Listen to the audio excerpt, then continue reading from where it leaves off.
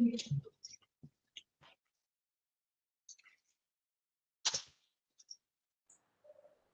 Dato', you're back in.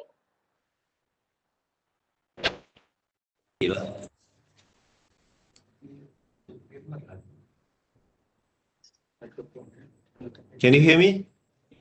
Yes. Yes, we can. If you could speak a bit louder, that would be better. Hold on, hold on.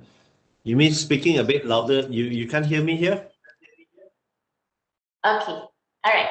Good. So I've you got a some I can hear echo lah. Who is on? Somebody is have two equipment At one time? at one time. Okay, now no more already. Okay. Is the whole site you are having two equipment at the same time? Dr. Umar? I can't hear you now. Okay, so when I speak, y'all will have to mute yourselves. So when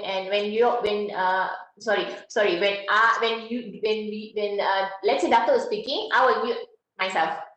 Okay, just testing. Why I can hear my voice, huh? Yeah, it's echo. Yeah, your room got two equipment, is it?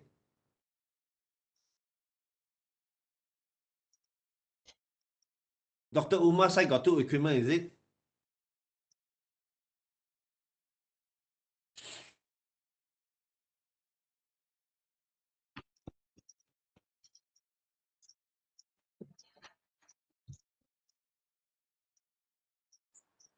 Okay, Dato, let's try this, okay? So when I'm speaking, do you hear an echo? Nope. So the best thing I can do is whenever you all are speaking, I will mute myself. Okay? Okay. So, but now I'm talking. Can you hear me? Yes. No more echo already. Datuk, can you hear me? Yeah. So I'm going to post the chat message here to send to everyone. Means everybody from the room. Only the panelists. Okay. There's a 6 segment that we are talking about, right? Puan Samra can see in the chat. Okay, not see, but I have mine already. Puan Zamra, can you have a look at the chat? So there are 6, there's this flow of questions. Yes. I do have some extra, but this is the flow. So for example, let's say I will say, Datuk, can you please share a bit about yourself and how did you get into the logistics industry? You know, so lebih kurang this one, tapi I mungkin ada soalan tambahan a bit lah. Would that be okay? Yeah, sure. Okay. Okay. So I have another question. Will the session be in English or in BM or campur-campur? England, please. English, please. Okay, all right. So I'll have to come up with a new script in a bit. Okay. Right. But I am going to be campur-campur lah. Okay, all right. But still echo. Yeah, because I can hear our voice talking.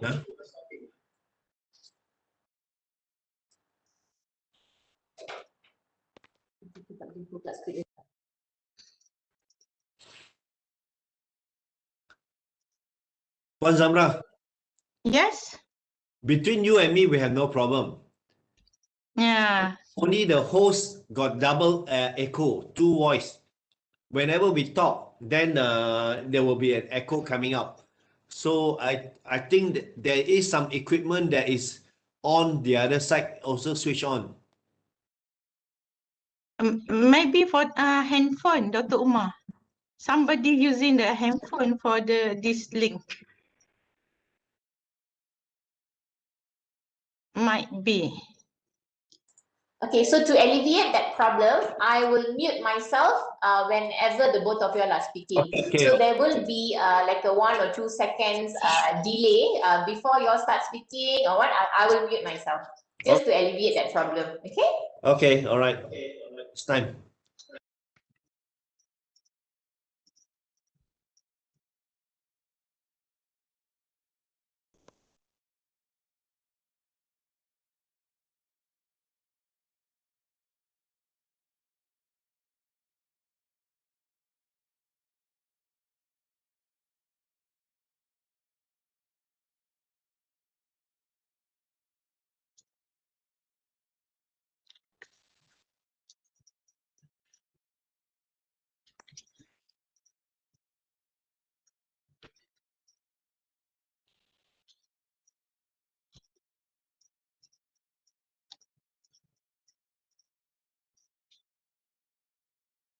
27 attendees. Yeah. Let's check.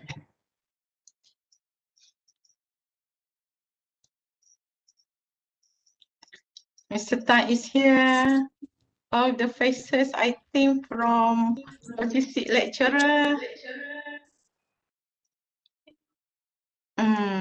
Okay, it's already 10:30. A very good morning to everyone. I am Dr. Umawati Dashnamuthi from the Instructional and Digital Learning Division, Department of Polytechnic and Community College Education. So today is the second day of our TVET ReNORMS webinar series. Especially this week, we are focusing on the industry track. Okay, so today's slot is entitled Market Demand for Logistics During the COVID-19 Pandemic, and it's the second slot for today. So the reason why the Department of Polytechnic and Community College Education has come up with this series of webinars is actually to give a platform for people, champions in the industry, to share their best practices and their knowledge with us at the Polytechnic and Community Colleges, especially during these trying times of the COVID-19 pandemic. All right, so today we have with us Dr. Michael Teo, Chief Executive Officer of PKT Logistics Group Sdn Bhd, and PKT is a leader in the automotive logistics in Malaysia with a customer base of over 10 car brands. PKT also focuses on logistics in fast-moving consumer goods, FMCG, and food and beverage, F&B. The One Logistics Hub, which comprises of 3 state-of-the-art concept warehouses, the ship, the waves, and the lighthouse, is a self-sustaining logistics hub to cater for the ASEAN region. We also have with us here today Puan Zamra binti Deraman, Pensyarah Utama from Polytechnic Sultan Haji Ahmad Shah Polisas Kuantan, who's also the Ketua CISEC of Polisas, right? Okay, so I'm Dr. Uma, and the both of y'all will be sharing a bit on how the logistics industry, what's happening, especially during these trying times of the COVID-19 pandemic. And also, Puan Zamra will be sharing with us the collaboration between PKT and Polisas. So before I pass it over to the panel, okay, I would humbly request everyone, if you have any questions, please ask questions using the chat panel, and I will be able to ask the panel. And panel, if you happen to see questions which you're able to answer, you can also type it into the chat, no problem. So without further ado, we will start with Dato' Michael Teo. Dato', can you please share a bit about yourself and how did you get into the logistics industry? Hi, good morning. I am just like any other student after Form 5, basically decided to study business study because my father is a businessman. So I went to UK and studied the diploma in business study. And then I did a degree in accounting because you want to be a businessman, you need to know a bit of accounting, and then master's in finance. So come 1996, actually after staying 10 years in the UK doing some business myself, family asked me to come back and take over the logistics business. So basically, the way I do it is I analyze the logistics business in the European Union under EU because the UK is under the European Union. So logistics, it seems to be a very long-lasting business where they can keep on growing, and even though UK become a developed country, logistics play a more and more important role in the economy of the country. So with that crystal ball in front of me, I could foresee that Malaysia being a developing country, and there is a lot of needs in logistics, and our logistics was merely very basic type of logistics compared to the one that is in UK and probably in our neighboring country, Singapore. So with that in mind, I think logistics will be the next future growth in area in Malaysia. I decided to come back and drop 100% what I was doing in the UK and came back and took over the family business. So at that time, when we came back from the UK, not many people use the word logistics in Malaysia. So there is a lot of debate about what is the meaning of logistics, why logistics. Last time they used to call themselves transport company, Ahwat Akau Transport. Then the other one is something shipping line, something warehousing and distribution. Nobody used the name logistics. So the evolution started in the European, in the Western country, where they started using the word logistics. So logistics is actually a word that came from the military. For example, the military logistics department, where they handle the food supply for the army. They handle the coordination between the air, land, and sea, and then and so forth. So this has been transferred, used into the commercial side, and people start using logistics. Once they started using logistics, everybody start changing their company name from transport or forwarding agent to become logistics company, because they want to do more bigger scope of business rather than a single scope of business, which is like just a transporter. Just in case, for your example, if your client were to ask you, hey, Michael, would you be able to do, you are now doing custom clearance and transport for me. Will you be able to do warehousing for me? You keep the cargo in your warehouse. As and when I need the cargo, you deliver to me. So as a transporter, normally we say we can't do it. But now you can do outsourcing to another third party. So they start doing more and more services in the whole supply chain for manufacturers. So now logistics become a very common word. Everybody start using the word logistics. So I came back from the UK. I also changed my company name. Originally, my dad set it up as a Portland Trading and Forwarding Agency. So then I knew that logistics is the terminology to be used in order to get a customer from multinational side manufacturers. So we changed it to PKT Logistics Sdn Bhd. So with that PKT Logistics Sdn Bhd, we start expanding our services merely from custom brokerage, transport, warehousing, freight forwarding.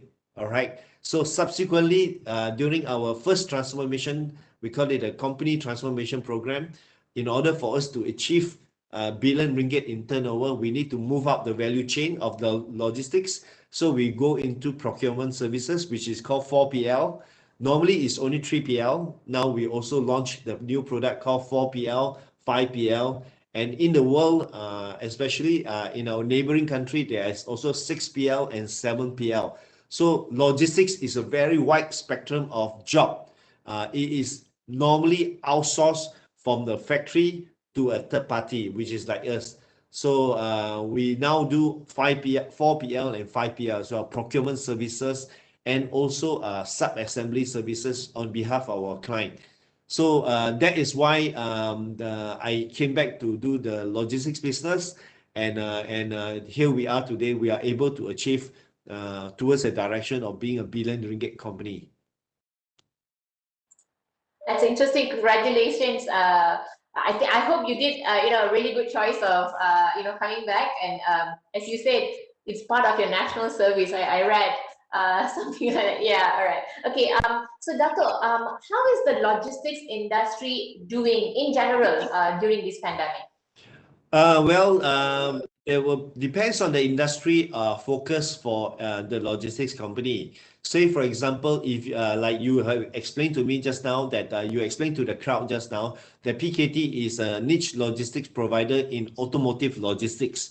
So there are vertical of the industry. There are oil and gas logistics, there are automotive logistics, there are FMCG logistics, cold supply chain logistics. There is also E&E logistics. So during the pandemic, there are three logistics services that actually have a surge. One, of course, is FMCG. In terms of food, now you do a lot of delivery in terms of like Food Panda, and the courier service people are doing pretty well. Okay, and of course, e-commerce logistics also doing very well as well.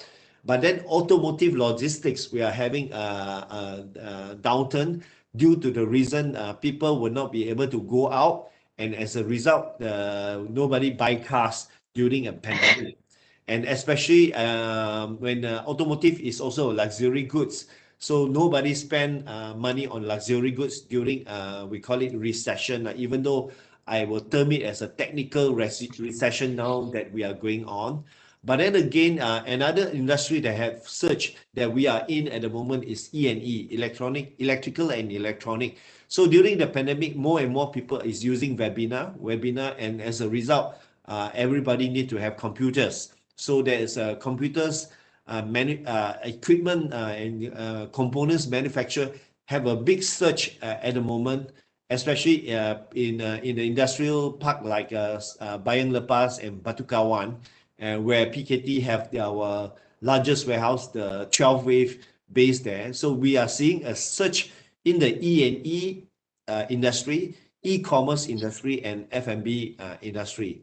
So, but then again, not every company is in that sector. Not every single logistics company is in that sector. So some are affected, some are not affected. So those who supply to medical one also have a surge in business, especially those who are doing logistics for people like Top Glove, Hatta Lega. Their business is like have a big surge at the moment, still surging at the moment. Yeah, so overall, some positive notes, some are negative. That depends on the item you are selling and your focus, your industry focus.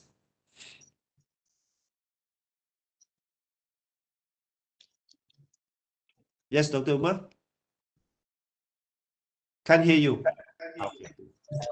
Right, so that happens, you know. Sometimes I'm like talking, but actually I haven't unmuted myself. I apologize for that. So so you did mention that, you know, there are certain service sectors, you know, in terms of logistics that has really seen the surge. Yeah, because yeah, we were all confined to a space and we wanted things to come fast. So, but specifically now, how has the pandemic impacted PKT? Was there any, you know, were you prepared for it, and what did you do about it? Okay, well, originally PKT was very dependent on automotive logistics. We were like about 90% of our business depends on automotive sales. So during the 2008 company transformation program, we noticed that we need to, because that program happened in the previous crisis, which is the world financial crisis, and also H1N1 crisis in 2009. So during that period of time, we decided to move away from automotive, which is luxury goods, and we call it recession-prone item.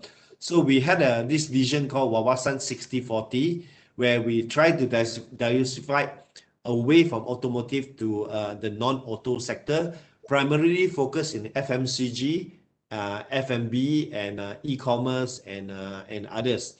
But during the pandemic hit, during the 2009 crisis, even though our automotive sales down by 30%, there was still automotive sales. But for COVID-19 crisis, it's totally different. During the lockdown from March, basically we have zero sales in automotive. The factory for automotive are all closed down. So because of that, then we have about 6 months of zero sales from automotive. You can't even, people don't even buy and whatnot. Even when they open up, then people still do not go to the showroom and start buying cars until the government announced a zero GST on, zero SST on a car purchase. Then only that induced people to buy cars. So from that, we learned that we cannot have a vision of 60/40. So quickly in May 2020, well, we have another transformation program. We call it COVID-19 transformation program, especially focused on COVID-19. And this COVID-19 transformation program actually makes us diversify our business to be 50/50. So 50% COVID prone means during COVID, if we were to have another pandemic like this, we will be expecting a loss of sales up to 50%. Another 50% is COVID proof.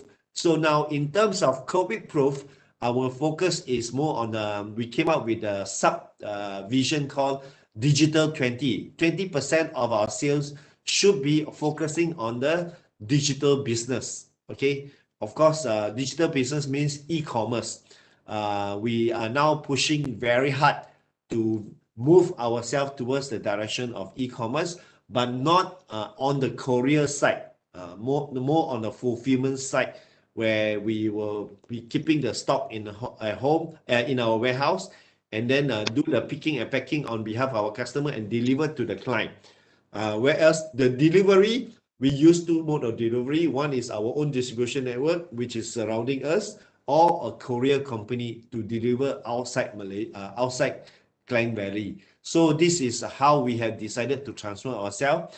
Another vision that we have is vaccine 50, which is the other 50% of our sales remain in automotive. Another 15 is non-auto side. So beside digital 20, which is more on e-commerce, we also focus on E&E industry, and now we are coming up with another, we call it port logistics. We are setting up a port in Bukit Kayu Hitam, between Malaysia and Thailand border. So that kind of logistic services will be more frequent, is less, we call it recession prone type of business.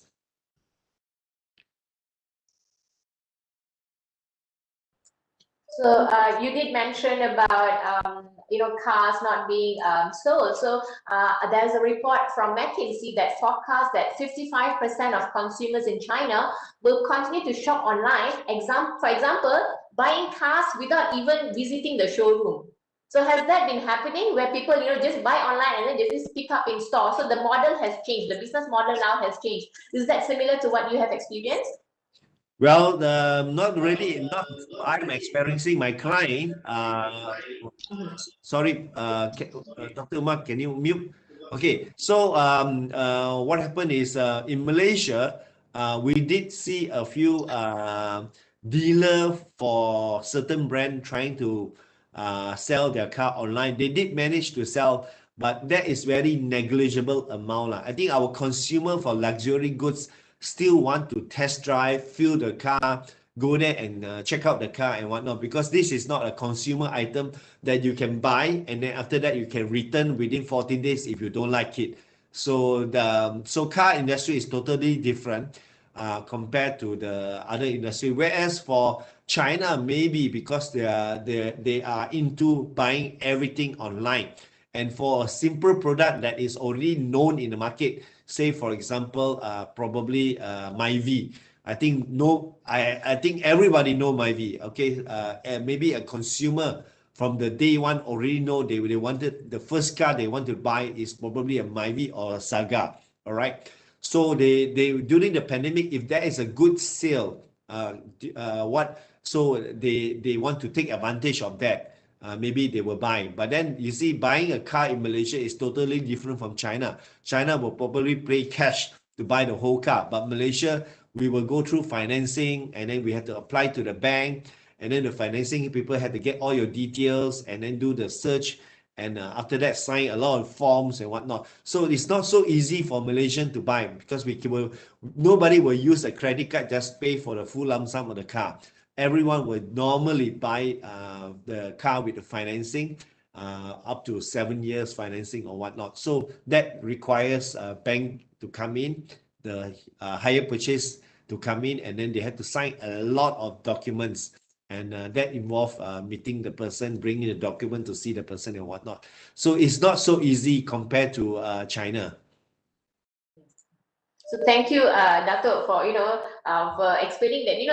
So we have this cultural difference, as you said, and you give me very good examples because Myvi and Beza and Sagas are actually most of our first cars, and we can just buy them just like that. Okay, so how you mentioned a bit about leveraging on technology to prepare yourself to be more resilient, correct? So what are your future plans to be more resilient in terms of pandemic? Yeah, for logistics especially. Well, we try not to depend on domestic business. We try to make other business that is not depends on the local economy as well. So PKT has also diversified into regional distribution business. We call it the regional distribution, RDC. So RDC business is talking about a business nothing to do with Malaysia, decided to set up their distribution center in Malaysia. All right. For example, our major client, which is Daiso. Daiso currently have their manufacturer export everything to Japan, and from Japan they send out the goods to all over the world. So then they start to, because Japan being we call it aging society, they decided aging society is one thing, and then the cost of living is very high. So nobody want to work in a logistics hub anymore. Nobody want to be a lorry driver. So it's very difficult for Japan to still keep their global distribution center in their country. And also our neighboring country also having the same problem. Their cost of living is too high already. They cannot find logistician. And number two, the land price in our neighboring country, Singapore especially, is too high. So there is a move away from that country to Malaysia.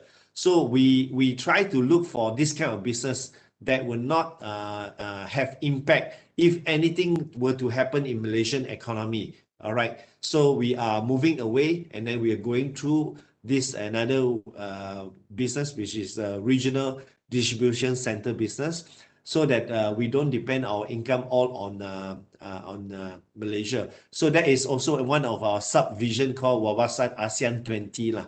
20% of revenue don't depend on Malaysia, depend on ASEAN, the region itself. So Daiso is using Malaysia as a distribution hub for the whole region surrounding here. So all the Daiso shop in ASEAN basically receive the cargo from Malaysia. So this is a good business, and this will be the future for Malaysia. Yeah, I think that's also a very important point. So since so I think we should leverage on this kind of opportunity. So I believe you are very far-sighted. All right. So Puan Zamra, when did Polisas start their logistics course?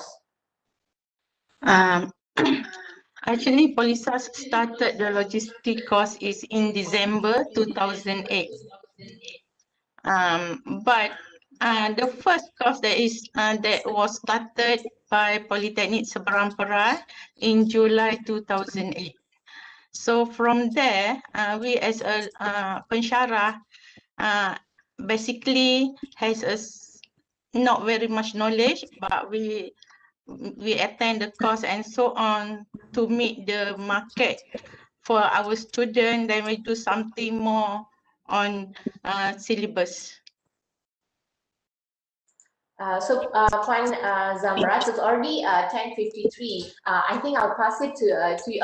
Before that, Dato, is there anything that you would like to add? Because now I'll pass it to Puan Zamra, and then she will share a bit on how the collaboration between PKT and Polisas began, and what's happening. And then maybe Dato, if you have anything that you would like to add, please feel free to add. All right. So just keep it interactive. And then, so Puan Zamra, can you share your slides? Okay.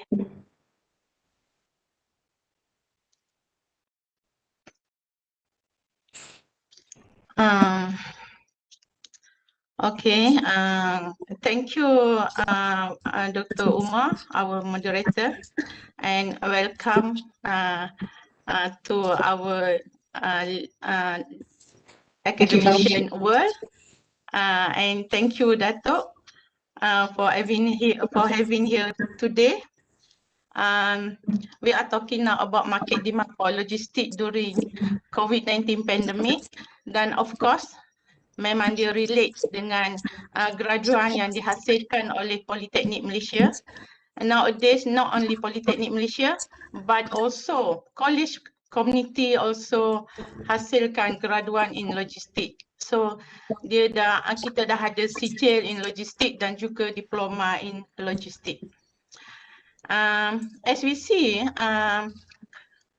COVID-19 menyebabkan rakyat Malaysia kehilangan pekerjaan, syarikat dah beralih kepada digitalisasi, dia mewujudkan pekerjaan caller baharu, penjualan dan pemasaran pun menjadi sangat penting dalam kehidupan sekarang, dan logistik dianggap sebagai salah satu pada 8 industri utama menurut panduan gaji Malaysia tahun 2020 dan 2021. So tak menjadi kesangsianlah bahawa graduan dari politeknik di bidang logistik ini mendapat tempat di mana-mana mereka apply pekerjaan, dan asalnya pengambilan pelajar ni semakin bertambah. Seingat saya pada tahun 2008 first batch yang datang hanya 10 orang pelajar sahaja mendaftar untuk kursus logistik ni, tetapi sekarang kita boleh hasilkan dalam 200 orang pelajar sebagai graduan setahun. So disebabkan program sangat popular, maka saya rasakan inilah masanya pelajar-pelajar lepasan SPM mula memikirkan shift dia punya paradigm and thinking, cara berfikir ke arah bagaimana untuk memenuhi keperluan pekerja dalam bidang logistik. Kalau diikutkan kepada Datuk Mekutil sendiri pun, kita memerlukan dalam 100,000 pekerja di bidang logistik, tapi kita terpaksa menghasilkan dalam 10,000 setahun. Tapi sekarang ni kita rata-rata kita tengok penghasilan graduan tu berkurang. So kita memohon ada audiens kita daripada lepasan SPM dan pelajar-pelajar saya, ramai yang sedang menonton sekarang ni, buat promosi bagaimana lepasan logistik mendapat pekerjaan yang sangat bagus di dalam industri dengan syarat kemasukan yang sangat minimal, lulus bahasa Malaysia, bahasa Inggeris, sejarah, matematik dan juga 5 kepujian dalam mata pelajaran. Lepasan SPM boleh enroll dalam bidang logistik sama ada di politeknik atau di college community.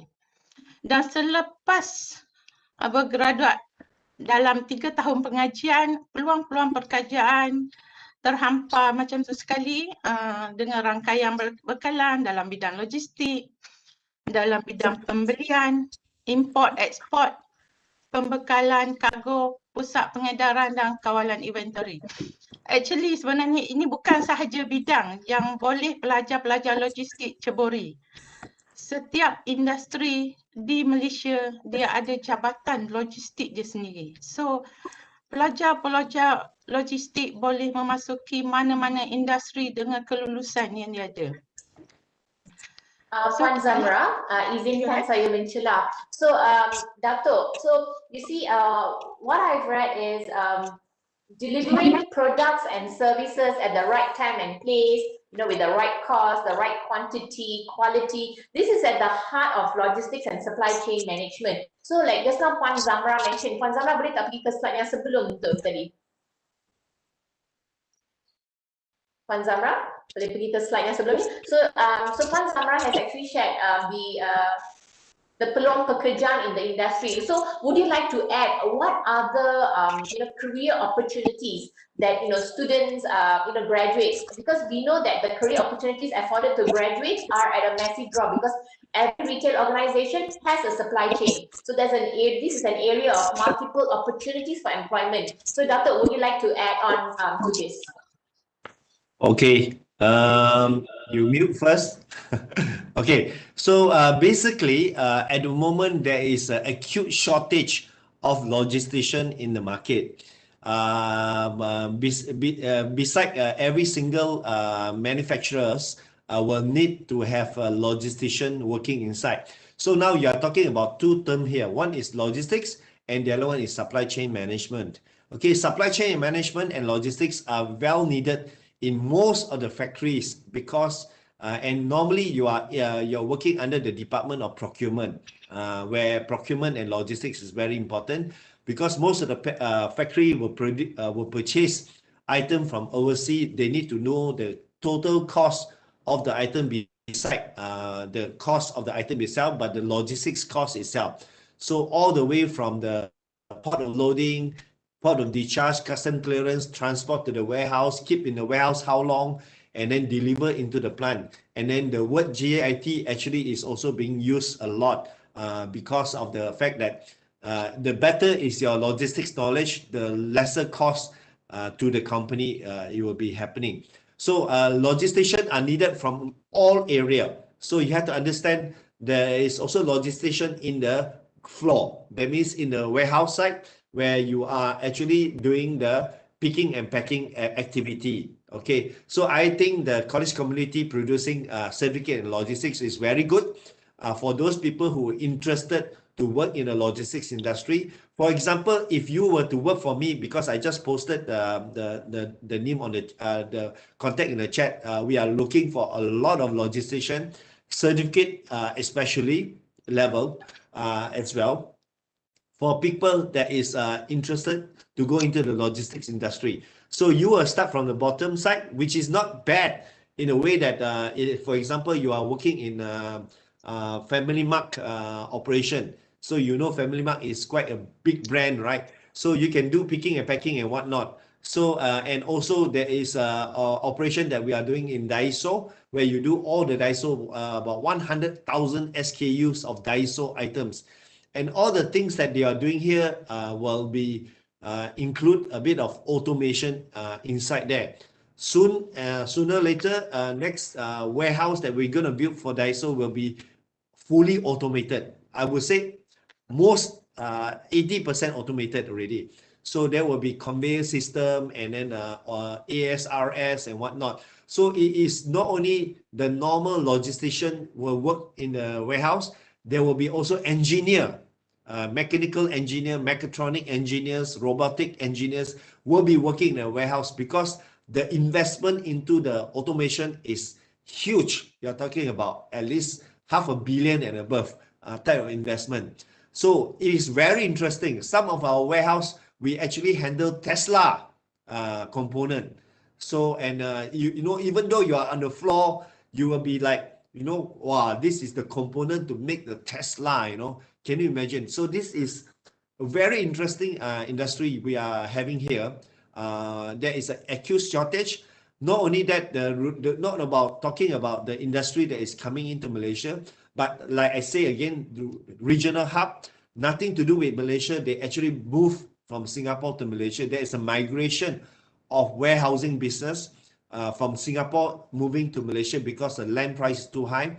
And now I'm seeing also from other regions moving to Malaysia, for example, like Japan also coming into Malaysia, because Malaysia somehow rather become very attractive. And not only that, I think Malaysia is moving towards a direction to become the next ASEAN logistics hub. So your career path from the operation floor to all the way to the management is possible. There is a good growth and they are paying very high money, high pay for logistician, especially when you have some knowledge in the logistics.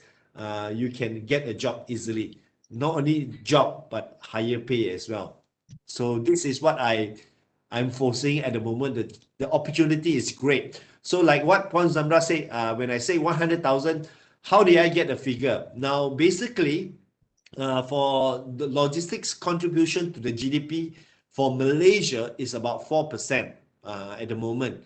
So 4% contribution for logistics and transport into our GDP. But in our neighboring country at the moment, they are on 8%. Okay. And as you become more and more developed, more and more people will be doing outsourcing, and in Singapore become more and more expensive. So automatically some of the overflow will now come to Malaysia. And some of those who are still want to maintain lower costs, they will also move to Malaysia.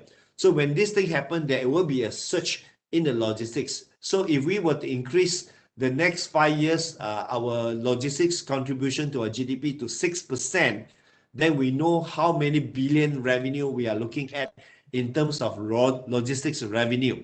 So this billion of ringgit of revenue divide into number of employees that we had to find. That's where we came out with within next 5 years, we need about 100,000 logisticians. But if we calculate all the college community, polytechnic, and universities combined together, 1 year, we don't even have 10,000. So there is an acute shortage. That is one. For them to work only in Malaysia, but don't forget, their neighboring country also hunting Malaysian to work in their country as well. So we are also become a supply to our neighboring country. So logistics education become very important role. Last time, there is no logistics education. So people focus on training by the MNC. And when the MNC train you, then you will be headhunted to the overseas country, or they transfer you to another overseas country. But now, because we are now focusing on education in logistics, now we become a supply for logistics force in this region as a whole. All right. Besides being a supplier of human resource capital for this region, we are also noticing the movement Malaysia to become the regional hub comparing to our neighbor. So our neighboring country is handling about 30 million TEUs. Malaysia, PTP port and Port Klang combined, we are handling about 20 million TEUs, moving towards a direction of 30 million TEUs. So if we were to handle 30 million TEUs, the number of logisticians needed in the market is going to surge as well. So I would say that Puan Zamra, I think your figure for your 200 graduate, you better check their employability. I think they are easily taken out. And here I am posting here for Badrul context. If any of you who looking for a job now in the logistics sector, we are willing to train you. Even if you are in the different sector and put you into the operation side as well. So we also part of the Punjana. I think we signed with a Punjana program to train about 100 smart trucker program to make sure that graduate go into the smart trucker means logistics in related activity. And before they even graduate, we already put them into the operation already. So we are really acute shortage at the moment for logistician. Thank you, Dato. I think the one that Puan Zamra and you have shared, I'm sure that would be very inspiring for students. They have this inspired to actually further their studies, in this field. And also you mentioned about students, from other sectors like mechatronics. Sometimes maybe we just feel that, oh, you only need to graduate from logistics and supply chain management, but how about those from the engineers, and also they also will be they can also be part of the logistics sector. Okay, over to you, Puan Zamra. So that's why now current graduate employability at POLISAS in logistics reach up to 98%. Compared to 2019, also 98%. Why? Because COVID-19 pandemic doesn't affect the job opportunity for the student. But by the purple column is the 96% student working in a real industry of logistics. Maybe 2% of this, they are choosing pursuing their education in higher level of degree, because they said that from the questionnaire we have, they said that they are worried about the COVID-19 and they are deciding to further study. But the figure is very inspired to the student in the logistic area. So let me share something that POLISAS did, how to synergize the kebolehpasaran graduan dalam bidang logistik. As we know, industry involvement is the catalyst to boost the graduate employability rate. By what?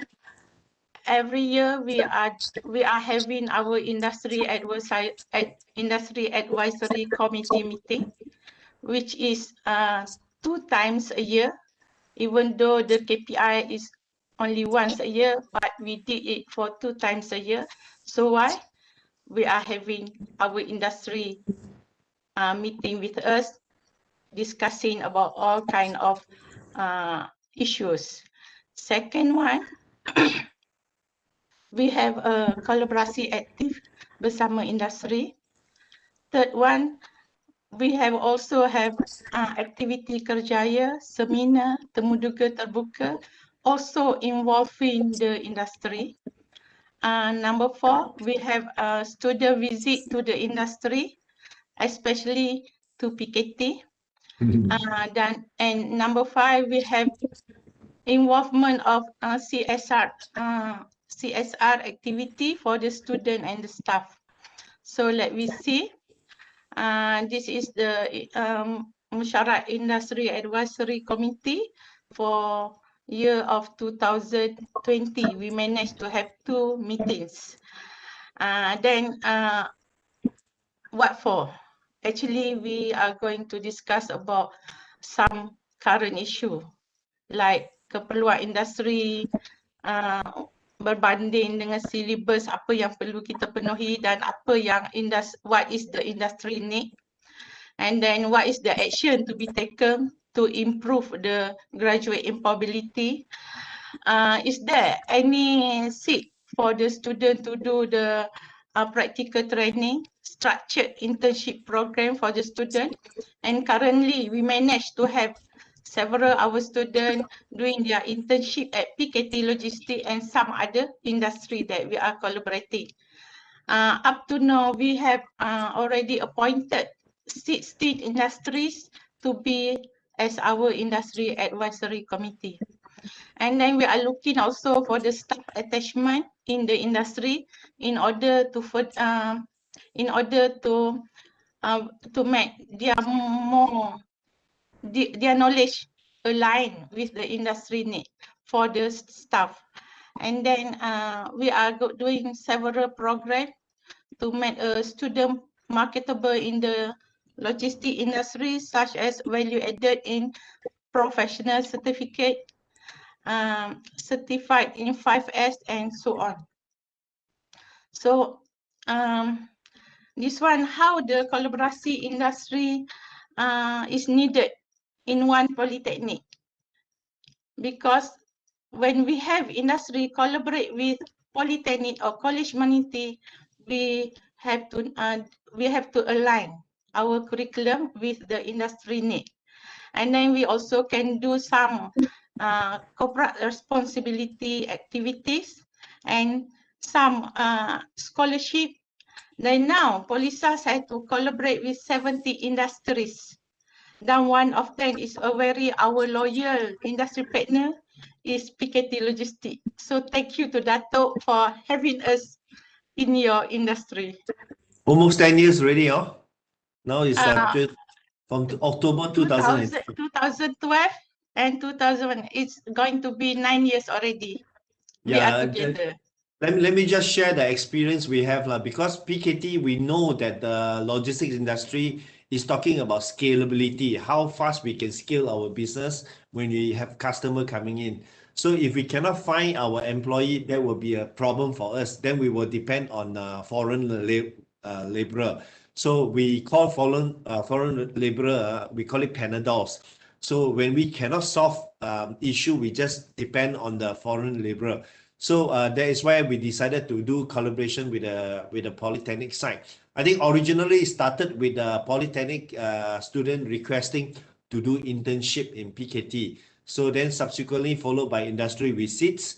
And then after the industry visits, then we signed collaboration. I think that is back in 2012, we signed our first collaboration. And then I was part of your industry advisory council, where we give a lot of input and we tell you what is the future demand. I think looking back, Puan Zamra, I mean, I can still remember those students that end up in logistics course were actually trying to do other courses. They cannot get in. They throw all of them into logistics course. So when they came and visit me for the first time, I still remember They actually, some of them even posted, what am I doing to going for warehouse tour, you know, in the posting in the morning, you know, they were saying, oh, I'm going to be a boring day. I'm going to be sit warehouse telling their friends and whatnot. That was like their posting in the morning. So when they go into the warehouse, then they see PKT being a googly environment, which this is what I did in order to attract Gen Y employees. So we changed the working environment in the logistics industry. It's no longer boring. It's very exciting. We have a gym. Not anymore, Datuk. Not anymore.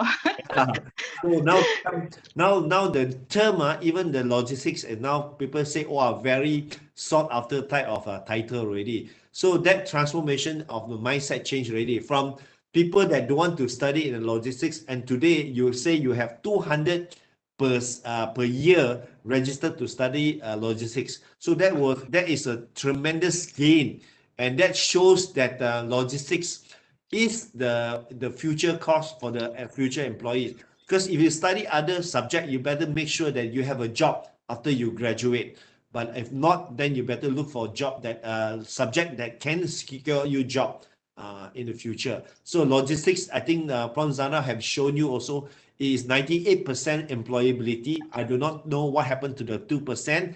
Either they don't want to work or get lazy or want to do business or whatnot. So other than that, they looks like a very high employability, not only in the polytechnic level, also in the university level, where I'm also sitting as a young professor and advisory for UUM. The employability is also almost 100% as well. So this is it. I think you know that the logistics is very sought after, and this is the right subject to study. So Puan Zamra, you can continue now. Okay. Perfect.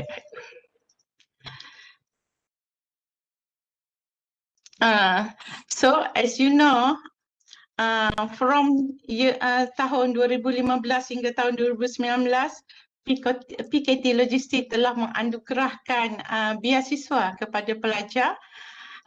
Dalam 5 tahun tersebut, jumlah yang dianugerahkan kepada pelajar adalah 1.2 juta. So kita boleh tengoklah penganugerahan pelajar dibuat semasa majlis convocation. So what happened to year 2020? No convocation doesn't mean no scholarship. Because in year 2020, we managed to get 3 more logistics students to receive full scholarship and 6 more to receive half of the scholarship. I think this is a very good improvement, and we are going to our sustainable relationship with the PKT Logistics, because Dato' willing to give 6 more students for the half scholarship.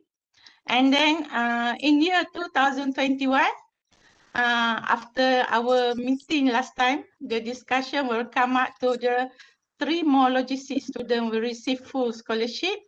But something new, something exciting happened here. Don't you see, Dato'? You are willing to give 1 scholarship, half scholarship for the business student, and 1 half scholarship for the accountancy student. So please, students who are hearing now, apply for that scholarship. Sebab we are going to have our interview in a short time. I see the picture you posted just now about the graduate our scholars. I can tell you honestly, 3 of them, the first scholars, are all still here working for me. They are all moving up in our company organization chart to another level. Fakri, Nabiha, I think that is Fakri, right? Fakri and then Nabiha as well. Yeah, so they are all still working for us, and they are now climbing the corporate ladder because they also got their degree already. They passed their degree, and that's good news. Yeah, good news. Yeah, so far has been very. I tell you, the graduate quality from POLISAS has been great, lah. I think I really appreciate those graduates from POLISAS. So, and they really disciplined, and they are still working for us. Even though I didn't bond them, frankly speaking, none of our scholarship children are bonded. So we don't bond you, because why? We don't believe that a relationship need to be bond this way lah. If you need to like the company in order for you to work for PKT, because don't worry, because PKT have 20 over 1,000 people queuing to work for us. So we don't have to bond you at all. So after you graduate, you're free to go anywhere you want, but you will get an offer letter from PKT once you finish your study. Dato, it's so proud to see that you have given so much. And we're also very proud to hear that the first batch of students are still working for you and they're climbing up the corporate ladder. So companies are seeking for qualified as well as good, reliable employees. Now, having said that, Dato, from your point of view, what are the qualities and skills that you are seeking for in these new employees, especially our logistics students, and now we have our business students and accountancy students. So what are the, let's say, what are the top 5 qualities or skills that you are seeking for in your potential, in your new employees? Because we have students listening, so of course they will want to know what are the top 5 skills that they need to have. Okay, Dato? human skill, soft skill side. So basically, for the students, when I was a student, when I get my first job, I was so excited. I was telling myself I'm going to give my best to make sure that I'm able to show to my employer or my superior that I'm able to contribute more. Always think that you are able to contribute more for the company, because don't be calculative. Don't be calculative, because why? You are young, you have a lot of energy, you have a lot of potential, so you need to show that you are very hardworking, you are willing to accept any part of the job. Don't be calculative, and be humble as well in your approach, because only humble people will teach you. Because okay, even you are a graduate, when you come to the working world, it's a totally different things already. These are talking about soft skill that you need in order not only to survive working in a company, but also to climb your corporate ladder as well. So the type of graduate we are looking is somebody who, of course, already have the logistics knowledge, but that logistics knowledge is restricted to only merely theory. So when you come to the working world, you need soft skill. So the soft skill part is the one that is make a lot of students stay or they leave. Okay, some of them cannot take to accept challenges, because some of the superior, because you are young, we would like to give you a lot of opportunity. So when you move you around, you cannot be saying that, oh, I don't like to go to this department, that department is more tougher job, this one is okay, this is easier job. So in life there is no senang-senang dahulu. Susah-susah kemudian. Susah-susah dahulu. When it is true, if it's either way, if it's susah-susah dahulu, you will have senang-senang kemudian. But if you have senang-senang dahulu, there is no susah-susah. You will be definitely susah-susah kemudian. So there is always no shortcut to success. You need to work hard. Okay. So I expect, because diploma student, we don't expect you to have special skill. We expect you to have a special mindset. The mindset will be willing to learn, willing to accept new responsibility, willing to do synergy of meaning I will take this job and that job as well. Then the company will look at you as a potential to grow up the corporate ladder. And in PKT, we have so many departments. You can be in our operation department, you can be in our computer, we call it program department, admin department for warehousing, means taking care to make sure the stock level is okay, handling with computer most of the day, doing stock check and then balancing stock and whatnot. The other one is operation, where hands-on, you will be involved in picking and packing, because without knowing the bottom job, you will not be able to see from the top what is going on in the company. So that is where I expect people to start from bottom and go up slowly. Okay. So I met up with Daiso boss. Can you imagine the owner of Daiso, Yano-san? Actually, he started in a shopping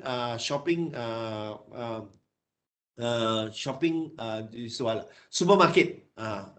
His job started in supermarket, and he was hands-on, picking up trolleys, doing stacking of food onto the tray and whatnot. That is where he learned, you know. So when I have a meeting with him, and we actually the meeting wanted to start already, and we have not prepared the coffee, he went there and quickly go and prepare a coffee himself. That kind of attitude we want.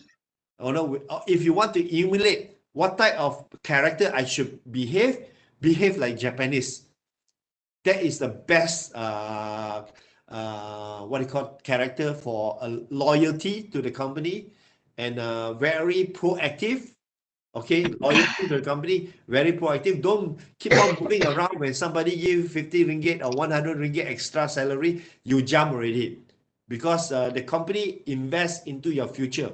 But later on in your profile, if you are seen to be jumping from one company to another, then later stage you will suffer, because the company will look at you as a hopper, somebody who hop from one company to another to get a better salary, you know.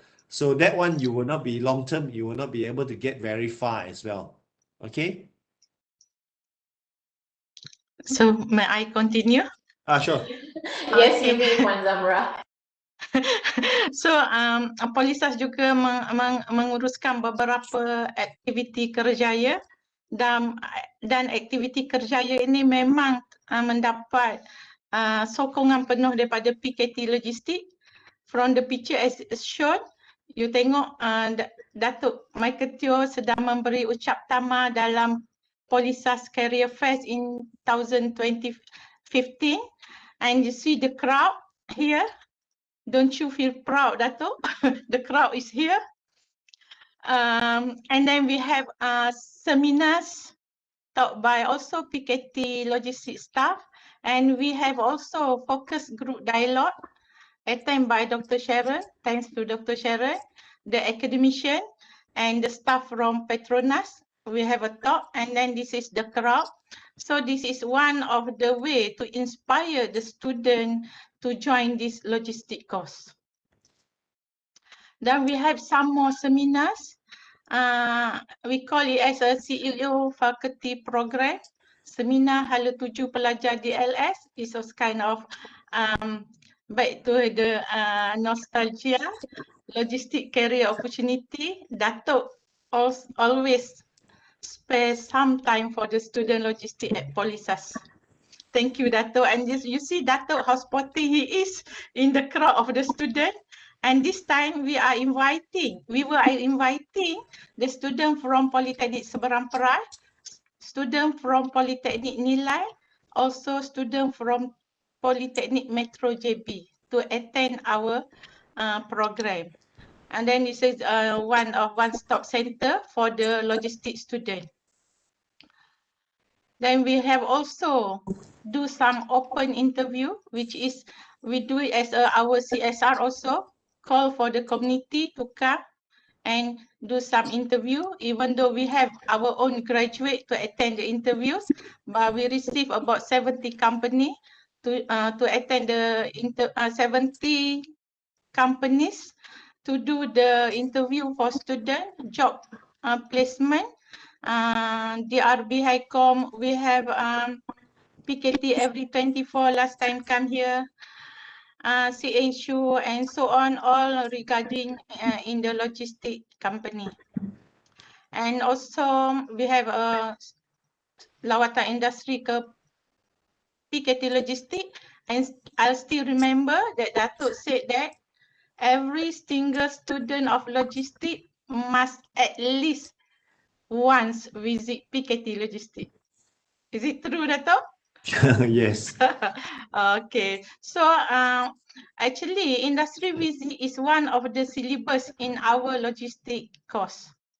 We have to do some visit to see for the real business operation in the logistic as well as in warehouse and transportation. I think the visit actually make their mind, make up their mind that they are going into logistics industry after they graduate. without the industry visits, they still are very not sure because they have never seen a warehouse before, and they have never seen a working environment inside a warehouse before. So they may end up doing other job lah, even though they graduate in logistics. So industry visit is a must.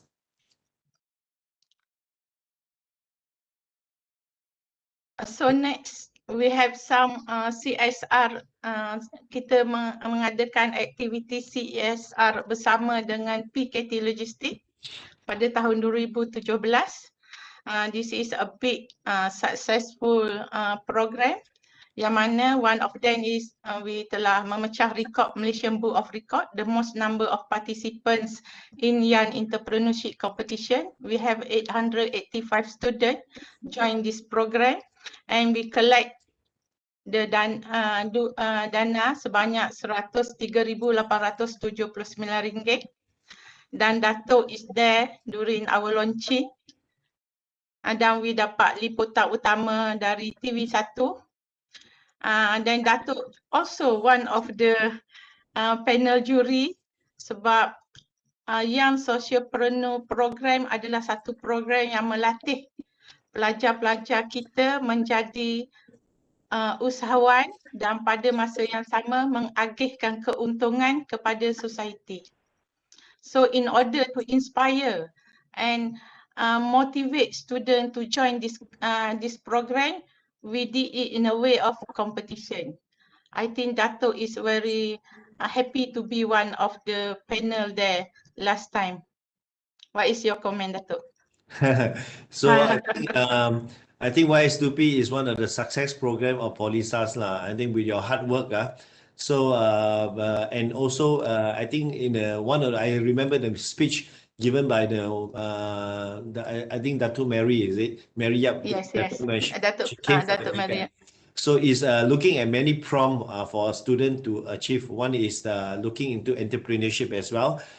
We don't want to only produce employee, we also want to produce employer as well. So in the logistic industry, how can you become the employer? So I'm not talking about you straight away can become my competitor. But then again, what you can do is you can start with our Smart Trucker program, become a truck driver to do delivery for Family Mart. Subsequently, you want to own your own truck and become under our Usahawan scheme, where you own the truck and you become a supplier from 1 truck to 2 truck, 2 truck to 5 truck, 5 trucks to 10 trucks, and then you become we call it transport entrepreneurs as well. So that slowly you'll be going to the logistic industry. So we have a lot of collaboration, and look at this picture. This is our picture, and recently, as you know, Smart Trucker program.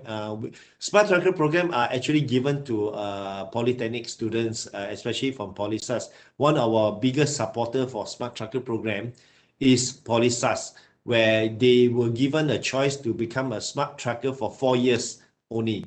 Now, they don't have to worry because this is not going to be long term. And unless you really like the industry, you continue to become a Smart Trucker. So the 4 years term is after you finish your course, you do your internship. Normally, internship 6 months, you will be doing like photostat, paper lah, do something lah, because so many interns coming at the same time. So the office is so congested with so many interns. Actually, we don't know what to give to you. All right. So a lot of company actually don't really. I think a lot of students don't really learn much during the internship period because there are too many interns at the same timing. So what we decided to do is we enroll them into this Smart Trucker program where we teach them on defensive driving, logistic short course, operation course, and we give them a license. All right. So after they finish the 6 months, they actually already have their driving license and they already know how to drive small trucks. So the small distribution trucks will then be, they will accompany one experienced driver for 3 months. Then after that, they will be independently doing their own delivery, making up to 4,000 ringgit a month in terms of salary, or for 4 years. So delivering to Family Mart. So sometime when you go to Family Mart, if you see the truck at the back of the truck, it's written there smart trucker. Those are most likely graduate from polytechnics who could be a UUM, POLISAS students as well, especially in Klang Valley area. Most of the another polytechnic, Sebelum Price site, they will be handling for the northern side smart trucker program, and including UUM as well. So these are the things that we have done. I think a lot of good memory, a lot of nice picture there. Your slide still going on, or not? You still have other slides? You want to finish off your slide first? Okay. I some other. Then we take some Q&A. Okay. This one is the latest collaboration between us. International collaboration between POLISAS and PKT every 24 Logistics and Bahar, and we more going on the strengthening halal logistic, which is Jabatan Teknologi Jabatan Teknologi Makanan dapat anugerah one of the flagship halal hub. So we are going to that road ahead. Yeah, so this one is I think POLISAS has been one of the center of technology. Is it COT? Yeah. Yes. You are COT for Halal Hub, right? Yes. Yeah, PKT every 24 is a joint venture between PKT and DISE every 24 Japan. DISE is a specialist in F&B food logistics in Japan. So they they are handling most of the convenience store in Japan. So when they joint venture with us, we actually doing a knowledge transfer about halal logistics to them, because halal is now one of the hot topic in Japan. Very surprised, right? Because of Olympic 2020, now postponed to 2021, maybe 2022. So during the Olympic season, Japan will have a surge of Muslim visitors going to the Olympic. But Japanese are never prepared for this halal food in Japan.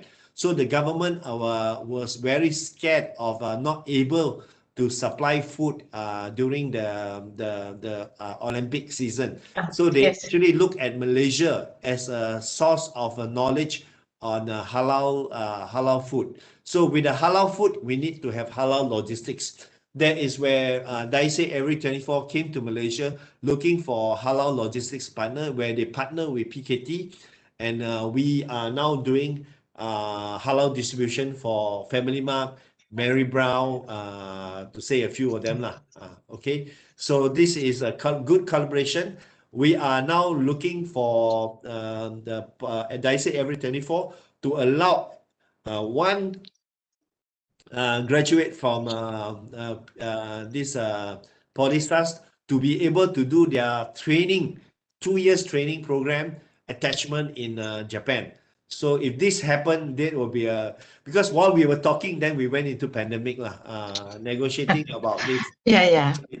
Because the student after diploma, while they are doing degree, they have to study degree for 2 years and study Japanese at the same time, so that you will be able to go to Japan after the 2 years graduation. So we are looking into at least one graduate for your side, because on our side we get 2. So hopefully it's going to happen soon. Yeah, and the graduate already came back, and the person in charge, Darren, and they are now working for Daiso operation. Okay. So because they can speak Japanese, we don't have to employ a foreign Japanese to Malaysia, which is going to cost a lot of money, and their salary is very high now, very fast. So that is the career path. If somebody really aggressive, especially a student thinking, oh, I'm going to go into logistics industry with a boom. So go for this program to be intern in Japan for 2 years training after graduate degree, because they don't bring a diploma student there. Only when you, after diploma, select into our program, get the degree in 2 years, then work in Japan for 2 more years, and then only you come back. And then speak fluent Japanese. Come back to Malaysia. Okay, let me finish it so we can have a Q&A soon. Okay, wait. Okay, this is our latest visit to PKT Logistics by our management teams. So this is as a to be our tradition to pay a visit to PKT Logistics once we get a new director. This is our latest director, Puan Hajah Norehan, and we are having our discussion at the ship. Very nice view, like a Titanic. And then Titanic scene, so look like a Royal Caribbean. okay, that look like okay, and then hopefully we can strengthen our collaboration in the years ahead. And for the student,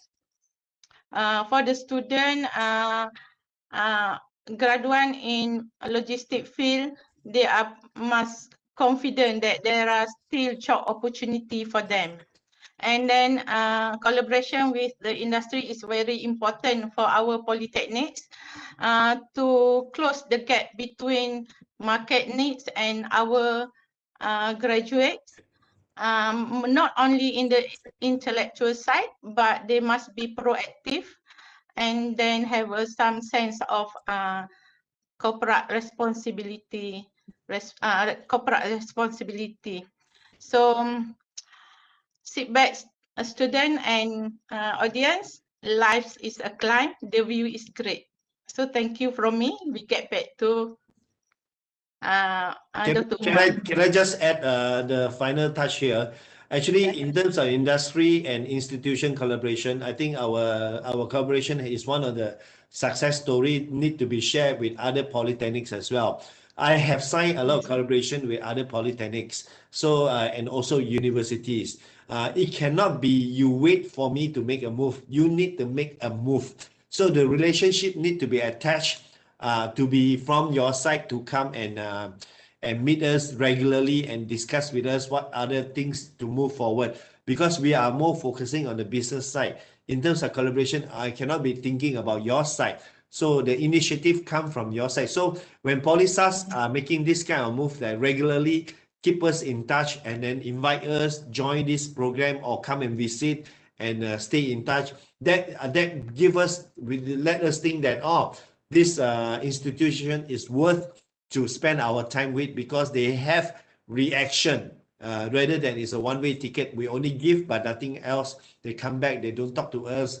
In between that, nothing happened, no relationship, nothing. So if you want to do that collaboration, I think Puan Zamra should write a story about how to handle industry collaboration and how to treat your industry partners.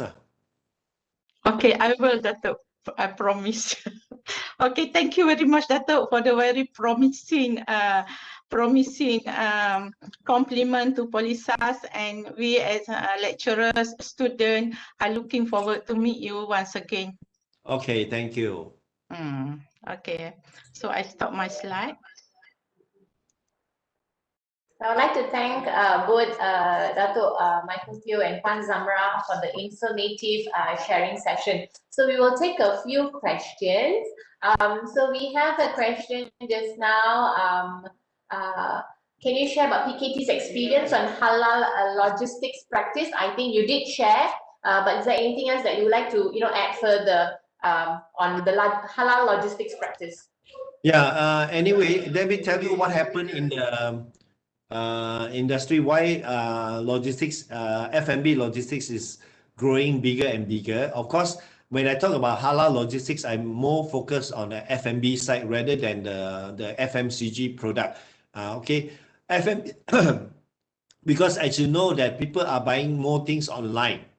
So shopping malls are actually losing a lot of retail customers, retail tenant. So people are moving away to buying things online. So the retail shop closed in the shopping mall. So with the retail shop closed, the shopping mall had to find somebody to replace. So normally it's all replaced by F&B, F&B people. So as and when F&B become franchise, they open up branches in every single mall. So for example, now you can see a lot of new brand that just came out in the market, and they are now in every mall. So sometimes you go to this mall beside McDonald's, KFC, or who else? Mary Brown inside there. You will also see other things like, for example, the Empire Sushi, Kenny Rogers, new other items also come out already. So Teochew Chendol from Penang, they have franchise all over Malaysia.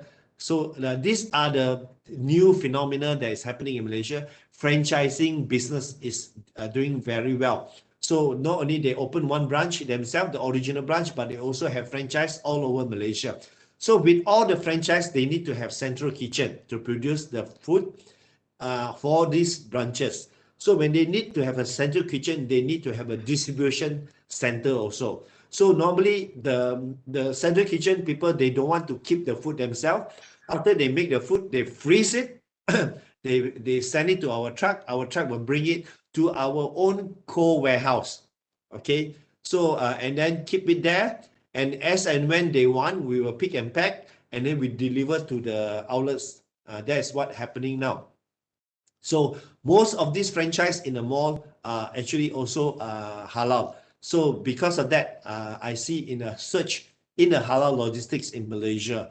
And also like I say, my partner, which is a Japanese, also now interested to know about the halal logistics business. And they would like to do knowledge transfer from Malaysia to Japan to become a niche halal logistics provider in Japan to handle Japan food distribution. Because you see, the thing here is, right, there's a lot of shop in Japan now say they're halal, right? So you never ask a question, who deliver for you? Then you will get a shock. But Malaysia, we are very high level in the halal thing. You remember one of the case in Japan that they saw somebody saw certain item, non-halal item inside a halal kitchen, and they took a picture and become a big hoo-ha in Japan. So about the halalism, whether how halal they are.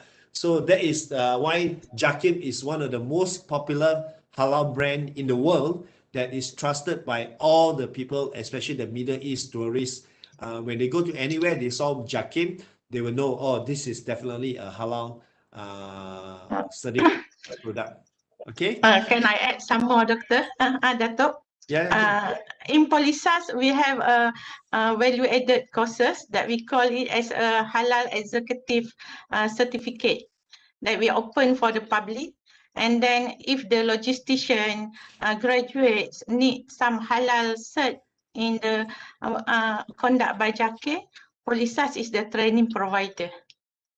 Now we are offering the course is online course for 1,800 6-day courses for the industry. For the student is 102,000. Wow. 8 days courses. Very cheap. Just yes, very cheap. Last time they paid for 3,000 and something, but because of online, there is no food and drink, no accommodation, so it's going down. So save time and save money also lah. Okay. So thank you, Puan Zamra. So I think Dato' side employers are having a very positive impression of our students. So I think it's best for our students to actually, upgrade themselves. So we have a few more questions here. We wanted to know what do you mean by the term when you said smart trucker program? What is the meaning of smart there? Okay, you see, when we tell if you compare Malaysia to European country, so Germany especially, so graduate also go into the transport industry because their transport is actually considered professionals. All right. So but Malaysia, because we cannot call them lorry driver. So lorry driver, it doesn't sound like a professional job. So we decided to brand it as a smart trucker for only graduate. Okay. So this program are special because not only that we can come up with this program, but we also need environment for them. So in PKT, we started building all our logistics hub with a trucker lounge. So we try to behave like European country, where truck drivers are being respected and special VIP position.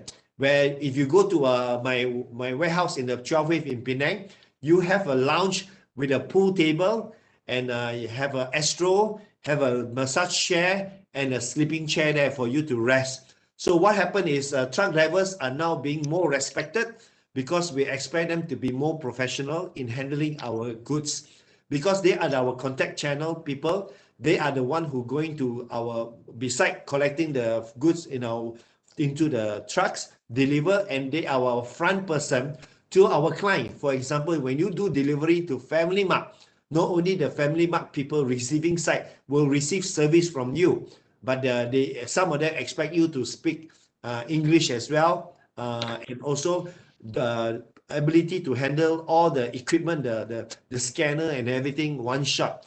So it's like it's a professional job already now. So that's why we move it towards the direction we call it a smart trucker program. This smart trucker program will then transform Malaysian transport industry to become professional. Because currently we are having a lot of bad impression about Malaysian transport industry, especially on the bus drivers and long haul truck drivers, and they are talking about they take drugs and whatnot. So because they are uneducated, so when they make 6,000-7,000 ringgit a month, they do not know how to spend the money, so they end up taking drugs and doing all the wrong things, you know. So smart trucker will take over this transport industry in the future, creating new jobs for our graduates. So if you can become a Grab driver, why not you become a smart trucker? Yeah, one more thing that to be added. Not only logistics student can apply for the smart tracker, but mechanical student also can apply for the smart tracker. They are the best. They know how to repair their own truck. Just like what do you call that? Michael Schumacher. He's also a mechanical engineer. How about, there's a question here, how about if they are from a different polytechnic, how do they go about applying for that program, the smart trucker program? Okay, now smart trucker program offered to Polytechnic Seberang Perai as well, and I'm not sure about Polytechnic Nilai. So far, if they apply to us, then these three polytechnic which has logistics and supply chain diploma will be able to we will accept, okay, for this smart trucker program. On top of that, under the Penjana program, they have to go through UUM.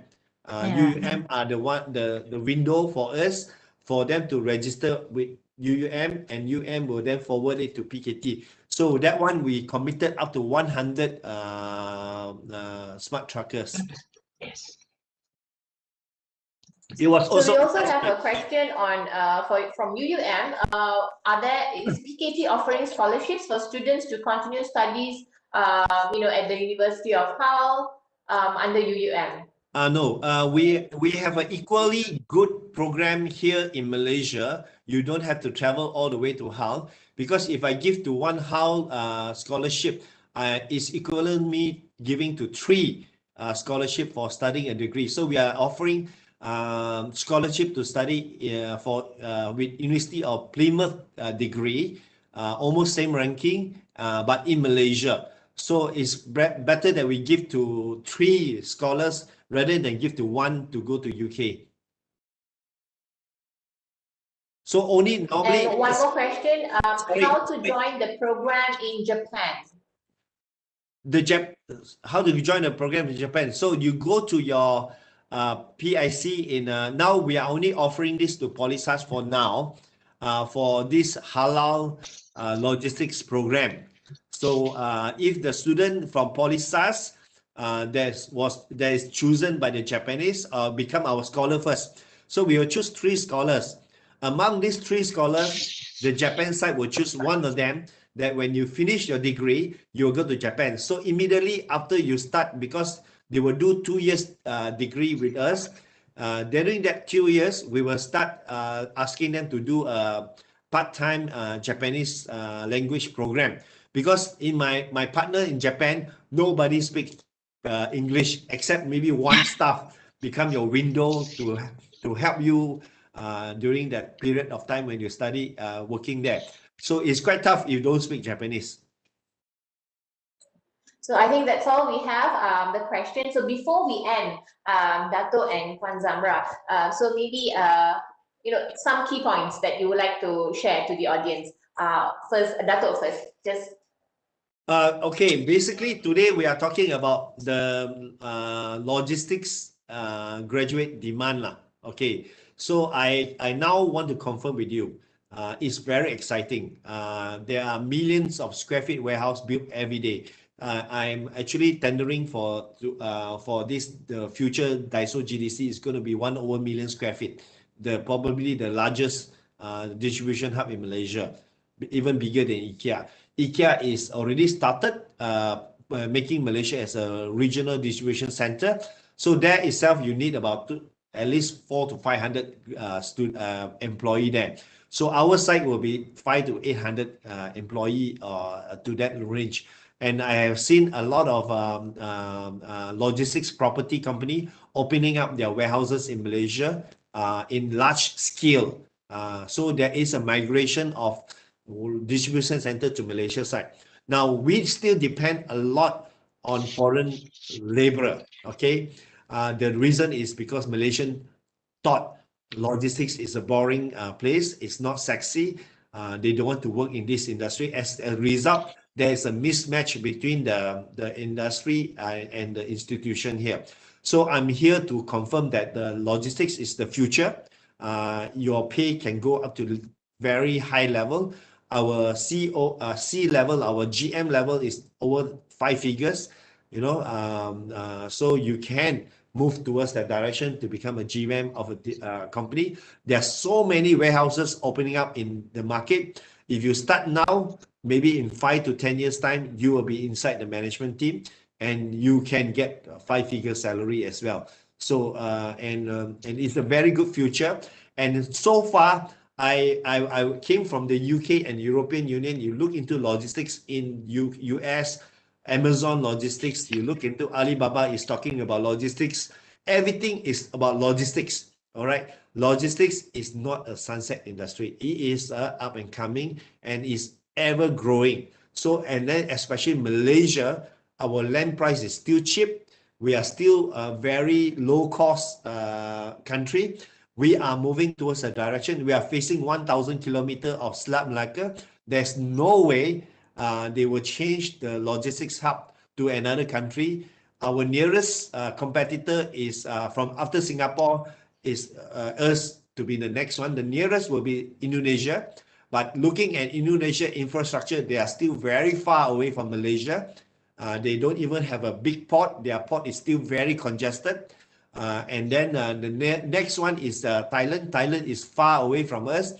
Thailand is a deficit port. That means they export more than import. So there is imbalance and not a natural route for after Singapore to go to Thailand. No, normally people go to Ho Chi Minh first. So the nearest competitor possible is Ho Chi Minh to become a East Asia region. But for Malaysia, you look into our location. Every single ship must pass through Selat Melaka. Okay, so there is no escape. So we are in a very right position. And now I just been informed Penang port also become a transshipment port now. So Malaysia will have 3 transshipment port, PTP, Port Klang, and also Penang port. And now we are also building another port. PKT is building an inland port between Malaysia and Thailand. That will solve a lot of issue for Malaysia to make Malaysia the next ASEAN hub. So this is good future for you, good salary pay. I tell you, bidding for logistics student is one thing already. People are now paying good price. You will be under competition if you work in Klang Valley area here. Later on, everyone will be fighting for you. So that is the future I'm looking at for logistics. Don't worry, just take up the logistics. It's very, very good in for future growth in terms of career path.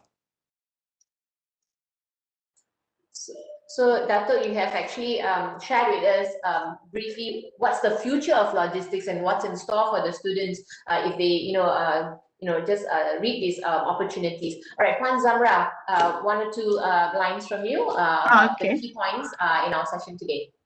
Okay, the last one with the very ample opportunity that PKT Logistics open for the student. I am calling you student for doing some good job in the logistic area, having some value-added certificate to make yourself marketable in the industrial logistics. And then for the lecturers in polytechnics, make yourself more knowledgeable by doing some staff attachment at the logistic industry to upskilling your knowledge. And then for the polytechnics, we can work together to reach out for the industry, rebrand our logistic career enhancement. And then also for myself, I think I need to write some successful story about industry collaboration as a best practice. Just a reminder to myself. Thank you. Yeah. That would be great, Puan Zamra, if you could just document this and make the success story.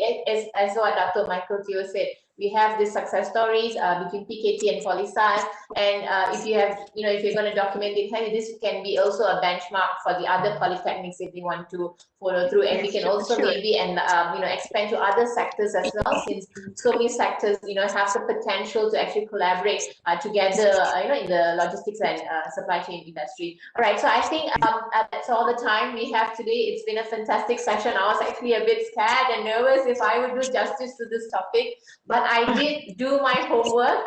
And yeah, so it's so interesting. Thank you so much, Dr. Michael Teo, for doing what you're doing, and Puan Zamra and team at POLISAS, incredible job all. Big thank you from all of us here at the headquarters. To the participants, thank you for asking questions. So before we end, please answer we have a survey form, http://bit.ly Trek Industri. Your feedback is valuable for us to come up with more interesting webinar content in the future. So that's all from me and the team here at BIPD. Thank you so much again, Dr. Michael Teo and Puan Zamra and everyone and the audience. Okay. All right, so thank you so much. Bye-bye. Last comment, somebody just commented. Okay, is there any questions? Okay, No, I think we have answered most of it. Is there anything that which we missed out? No. Nothing. All right. Thank you so much. Bye-bye. Okay, bye-bye.